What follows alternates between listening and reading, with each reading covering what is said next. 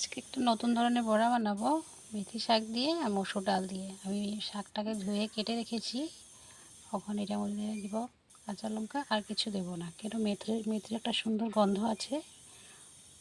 পেঁয়াজ রসুন দিলে গন্ধটা চলে যাবে, এর জন্য পেঁয়াজ রসুন কিছু দেবো না, শুধু কাঁচা লঙ্কা মসুর ডাল দিয়ে বড়াটা করব। আপনারা দেখবেন, খেতে কিন্তু খুব দুর্দারুণ হয়, খুব স্বাদ খেতে।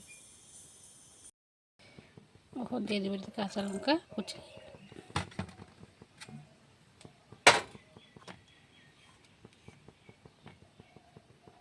হলুদ গুঁড়ো,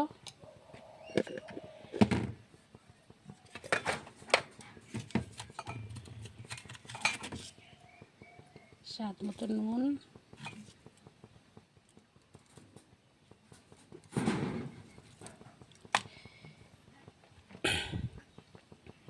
মিক্সিতে গুঁড়ো করে নিয়েছি মুড়ির গুঁড়ো,